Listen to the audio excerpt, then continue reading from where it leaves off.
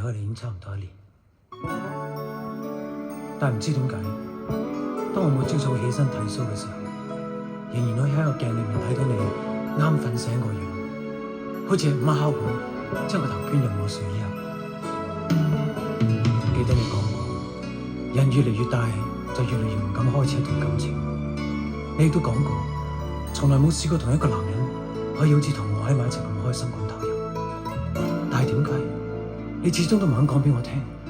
你愛我嘅？就像是一艘飛向星的客機，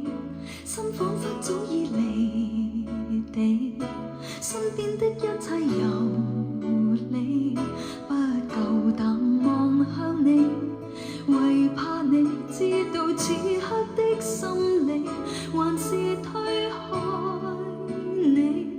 去呼吸空氣，盡力地說一些笑話做逃避，偏不知怎麼說起，方可找得到自己，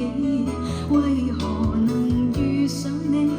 能驟眼已感到沒半點距離，純屬緣分，還是如以往我在自欺，偷偷感激你，能讓我再試這滋味，無奈我卻怕愛比刀鋒更利，更痴戀也是要死，只好感激你，明日我要與你分飛千里，留下我愛你這赤裸的秘密，也只好偶然再想起。鏡裏面，我又見到你着住我送俾你份睡衣，喺你胸口上面有一個蝴蝶結嗰件，你每一次都會唔小心咁將佢打成4件，我就一隻手剃鬚，一隻手想幫你解開佢，而你話嗰結我係用2隻手打嘅，你用1隻手又點可以解開？我真係好想知道，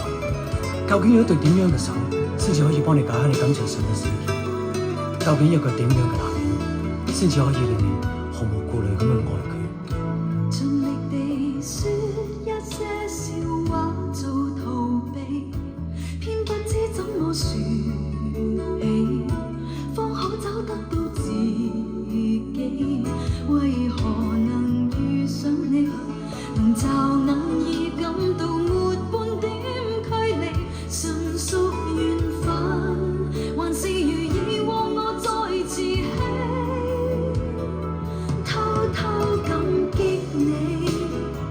能讓我再試這滋味，無奈我卻怕愛比刀鋒更利，更痴戀也是要死，只好感激你，明日我要與你分飛千里，留下我愛你這赤裸的秘密，也只好偶然再想起。多麼感激你，能讓我再試這滋味，無奈我卻怕愛比刀鋒更利，更痴戀也是要死，只好感激你，明日我要與你分飛千里，留下我愛你這赤裸的秘密，也只好偶然再想起。感情嘅事，我從來都唔知道應該點樣去解釋，可能係因為以前所受嘅傷，我同自己講唔會再付出嘅，即使我好清楚知道唔會再有機會碰到一個好似你咁樣嘅男人。我諗人都係自私嘅，喺我再一次受傷之前，請你原諒我，我只可以離開。